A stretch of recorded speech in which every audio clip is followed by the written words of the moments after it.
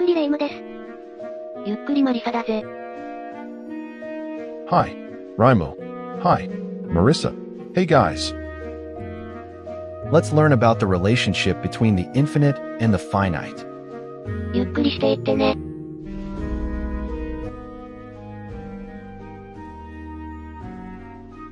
Today, I want to take you somewhere that feels impossible at first. A place where the finite and the infinite don't just coexist, but actually need each other. Where something that goes on forever fits inside something bounded. Where adding up an endless list of numbers gives you a perfectly ordinary, finite answer. Where the infinite is not somewhere distant and abstract, but hidden inside every line, every shape, every breath you take. The connection between infinity and the finite is one of the deepest threads running through all of mathematics, physics, and philosophy. It has haunted thinkers since ancient Greece. It broke the minds of some of the greatest mathematicians who ever lived. And when its mysteries were finally cracked open, one by one, over the course of 2,000 years, the answers were stranger and more beautiful than anyone had dared to imagine. We'll start with a race that can never end. We'll visit a hotel with infinitely many rooms, all of them full, that can somehow always welcome one more guest. We'll look at shapes that have infinite length but finite area, and at objects that hold a finite volume you could pour into a cup, but have a surface so vast it could never be painted. We'll climb a ladder of infinities where each rung is not just bigger than the last, but infinitely bigger.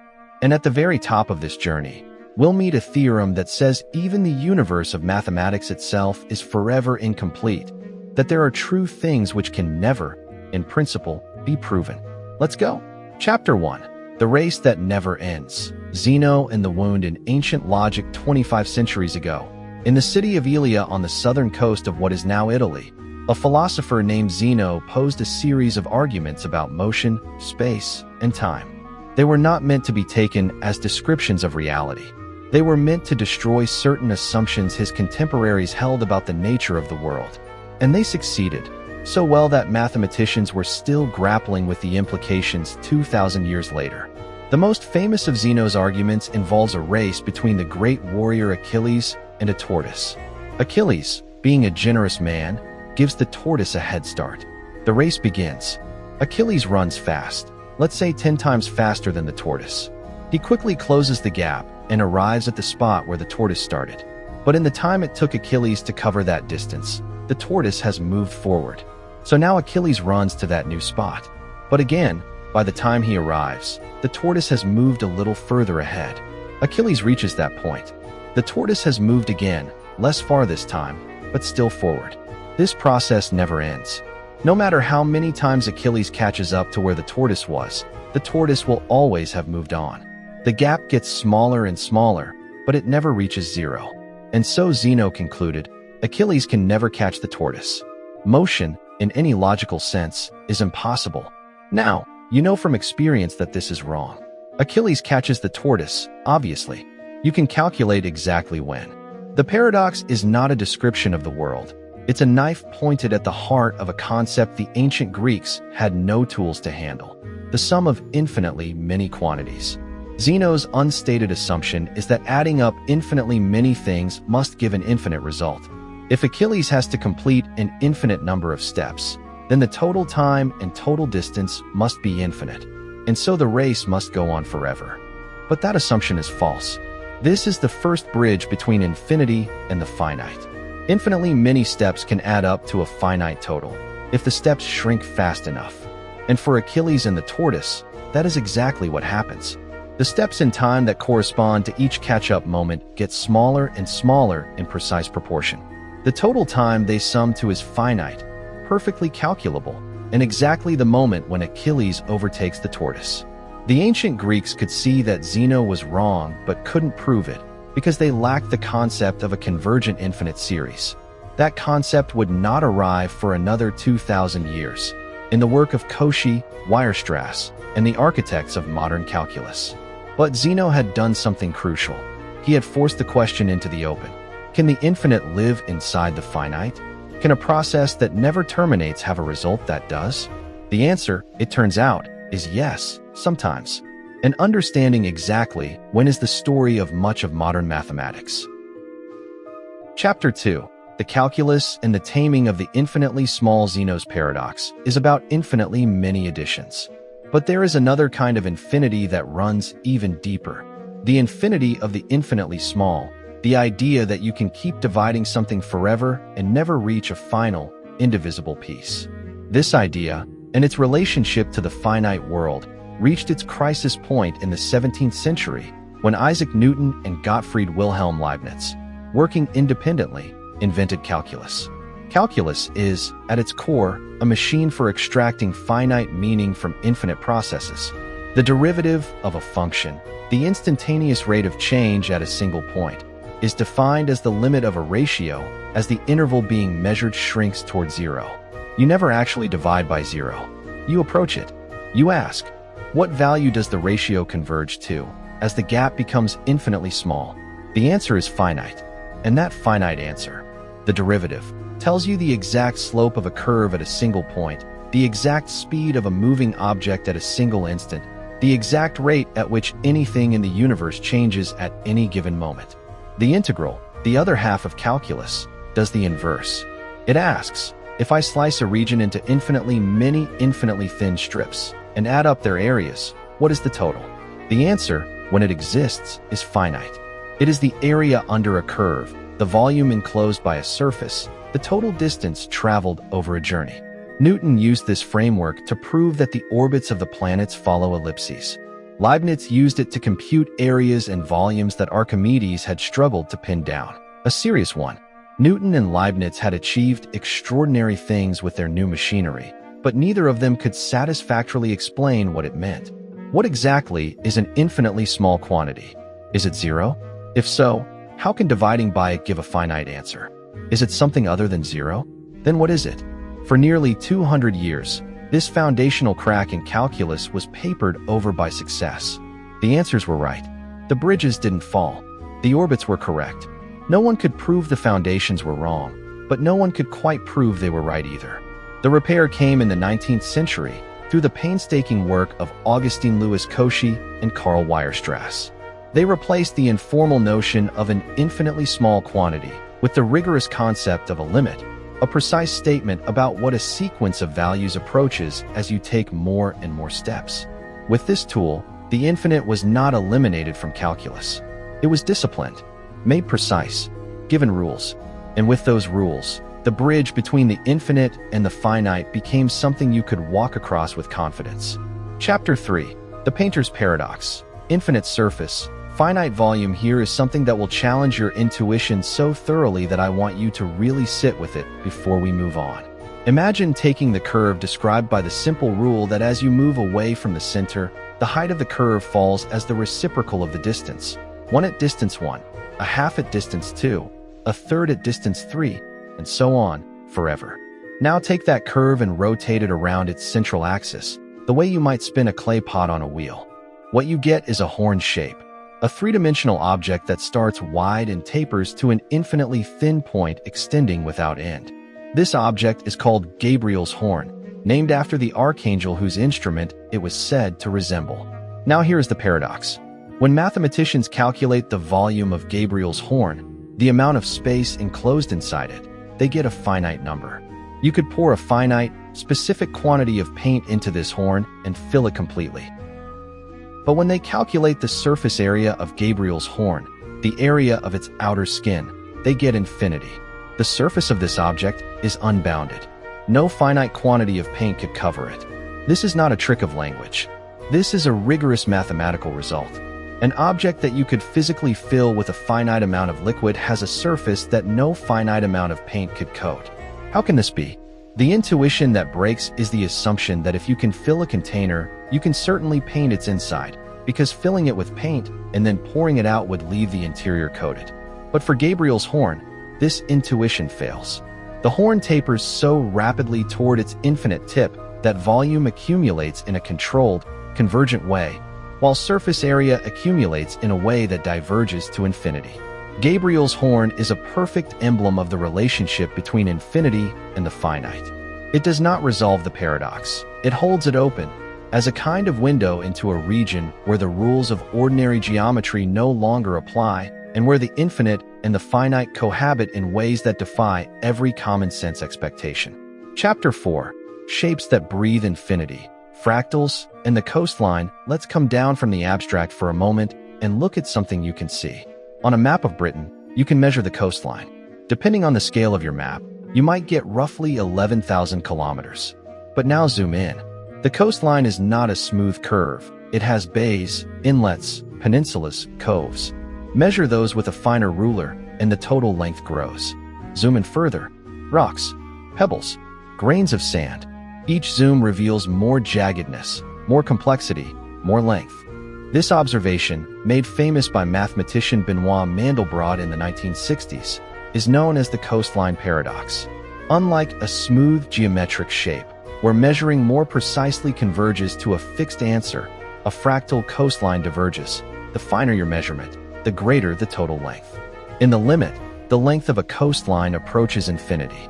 And yet Britain is a finite island, occupying a finite area, surrounded by a finite amount of water. Mandelbrot developed the mathematics to handle this. The theory of fractals, objects that are characterized not by their dimension in the classical sense, but by a dimension that can be a fraction. The west coast of Britain has a fractal dimension of approximately 1.25, more than a one-dimensional line, less than a two-dimensional surface. This is not a metaphor. It is a mathematical statement about the nature of the object. The Koch snowflake makes the paradox even more stark. Start with a triangle. On each side, add a smaller triangle pointing outward. Then on each new side, add a still smaller triangle. Repeat, forever. The result is a snowflake-shaped figure whose boundary grows without limit. Each iteration multiplies the perimeter by a fixed factor greater than 1, while the area it encloses converges to a finite value. The Koch snowflake has infinite perimeter and finite area. It is the coastline paradox made mathematically precise. The Cantor set pushes things even further. Start with a line segment. Remove the middle third. Remove the middle third of each remaining piece. Repeat forever. After infinite steps, what remains? The answer is a set with 0 total length. Every piece that was removed amounts to the entire original length, yet which contains infinitely many points. Uncountably many points, in fact, as we will see shortly. A set that is simultaneously measure 0 and uncountable. Length 0. Infinitely many elements. This is what happens when you follow the rules of infinite construction to their logical conclusion. The finite and the infinite become entangled in configurations that no ordinary geometric intuition can navigate. Chapter 5. The Hotel at the End of the Universe. Hilbert and the Infinity of Infinities. So far, we've been thinking about infinite processes, infinite sums, infinite divisions, infinite iterations of geometric construction. Now let's think about something different. Infinite collections. Sets with infinitely many members. And the question that will drive us forward is a simple but devastating one. Can one infinity be larger than another? The mathematician David Hilbert posed this question through a famous thought experiment. Imagine a hotel with infinitely many rooms, numbered 1, 2, 3, and so on forever. And imagine that every single room is occupied. The hotel is completely full. Now a new guest arrives. Is there a room? If the hotel had a finite number of rooms, the answer would obviously be no. Full means full. But this is an infinite hotel. The manager makes an announcement. Every guest please move to the room with the next number. The guest in room 1 moves to room 2. The guest in room 2 moves to room 3. And so on, forever. Every guest has a new room. And room 1 is now empty. The new guest checks in. The hotel was full. It accommodated another guest. And it is still full. But now imagine an infinite number of new guests arrive, a whole infinite bus of them. Can the hotel accommodate all of them? Yes. The manager asks each current guest to move to the room whose number is double their current number. The guest in room 1 moves to room 2. Room 2 moves to 4.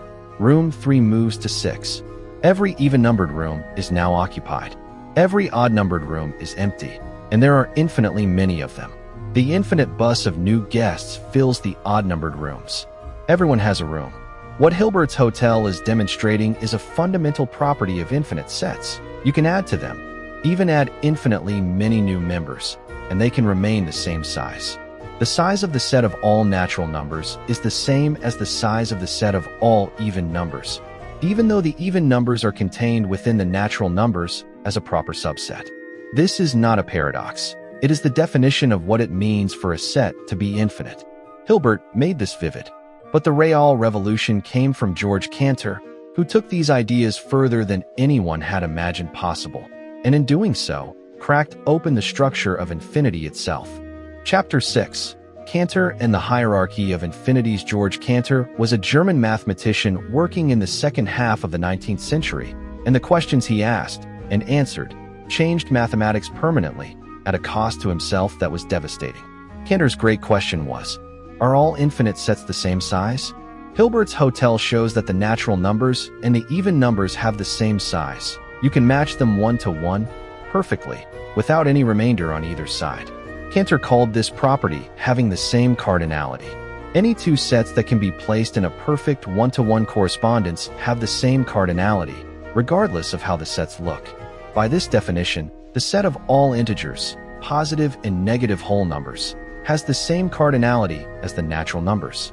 You can match them up: natural number 1 to integer 0, natural number 2 to integer 1, natural number 3 to integer -1, and so on.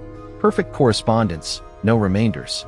The set of all fractions, including 1/2, 2/3, 7/49, also has the same cardinality as the natural numbers. Cantor proved this by a clever zigzag enumeration, showing how to list all fractions in a sequence that covers each one exactly once. There are infinitely many fractions between 0 and 1 alone, but their collective cardinality is no greater than the cardinality of the natural numbers.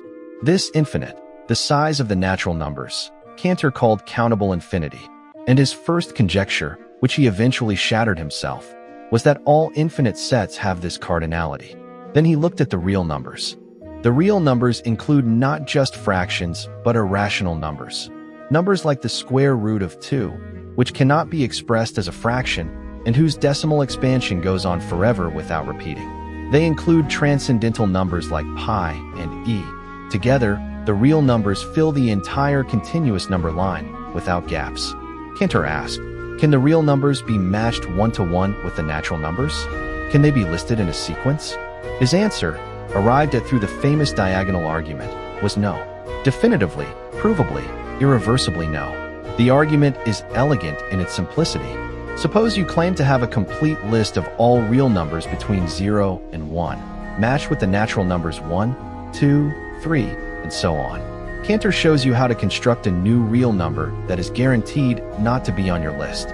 Look at the first decimal place of the first number on your list. Choose a different digit for your new number's first decimal place. Look at the second decimal place of the second number on the list. Choose a different digit for the second place of your new number. Look at the third decimal place of the third number. Choose differently again. Continue forever. The number you have constructed differs from every number on your list, in at least one decimal place. It cannot be the first number, because it differs there. It cannot be the second number, because it differs there. It cannot be the nth number for any n. It is not on the list, but you claim the list was complete. Contradiction. No complete list of real numbers can exist. The real numbers cannot be matched with the natural numbers. They are, in a rigorous, precise, mathematical sense, a larger infinity. Cantor was so astonished by his own result that he wrote in a letter, I see it, but I cannot believe it. The mathematical community was similarly stunned. Many were hostile. Kronecker, one of the most powerful mathematicians of the day, called Cantor a corrupter of youth. Yukkuri reportedly called set theory a disease from which mathematics would eventually recover. The attacks were relentless, and Cantor suffered repeated nervous breakdowns, spending long periods in psychiatric facilities. But Hilbert, who understood what Cantor had done, issued a famous defense. No one shall drive us from the paradise which Cantor has created for us. And Cantor was far from finished. Chapter 7. A ladder with no top. The infinite hierarchy of infinities. Here is where things become truly vertiginous. Cantor didn't stop at showing that there are two different sizes of infinity. He proved that there is an infinite hierarchy of infinities, a ladder that goes up forever, where each rung is not just larger than the one below, but so much larger that no amount of multiplication or addition can bridge the gap. The argument generalizes from the diagonal proof. For any set, finite or infinite, the set of all its subsets is always strictly larger. Always. This is called Cantor's theorem, and it applies not just to the natural numbers, but to any infinite set you can name. The set of all subsets of the natural numbers has strictly greater cardinality than the natural numbers. The set of all subsets of that set has strictly greater cardinality still, and so on, forever. Cantor proved that there is no largest infinity. For any infinity you name, you can construct a strictly larger one. The smallest infinite cardinal, the cardinality of the natural numbers, Cantor called Aleph null. The next one, if it exists, he called Aleph 1, then Aleph 2. The sequence of Alephs extends without end, each one an infinity so vast that the previous infinity is, by comparison, negligible. And here sits one of the deepest unsolved puzzles in the foundations of mathematics. The cardinality of the real numbers, the continuum, is greater than Aleph null. Cantor conjectured that it is Aleph 1, the very next infinity on the ladder. This is the continuum hypothesis. Is it true? Is the continuum the next infinity after the natural numbers, with nothing in between? Or is there an infinity tucked between them that we haven't named? The answer, revealed in the 20th century through the combined work of Gödel and Cohen, is extraordinary. Within the standard axioms of mathematics, the continuum hypothesis is neither provable nor disprovable. It is independent. You can add it to mathematics as an axiom and get one consistent theory. You can add its negation and get a different consistent theory. Mathematics, at least as currently formalized, cannot decide which world we live in. Chapter 8. Pause and ask, what does infinite mean to you? Before we go further, I want to stop and ask you something directly. Everything we've talked about so far, Zeno's paradox, the convergence series, Gabriel's horn, the Koch snowflake, Hilbert's hotel, Cantor's hierarchy, these are mathematical ideas, but they brush against something deeper. When you try to imagine true infinity, not a very large number, but something that literally has no end, what happens in your mind? Does it feel like a place, a direction, an absence? Does it feel peaceful or vertiginous, or simply blank? I ask because I think the human response to infinity is not purely intellectual. There is something almost physical about it, a slight dizziness, a sense of the ground shifting. Mathematics has tamed infinity in the sense that it has given it rules. But has it made it any less strange? Drop your answer in the comments. I genuinely want to know how you experience the idea. Thank you for spending this time with me. If this video meant something to you, a like and a subscription help more people find their way here. And I'll see you next time. The infinite is closer than you think. Goodbye, goodbye, goodbye.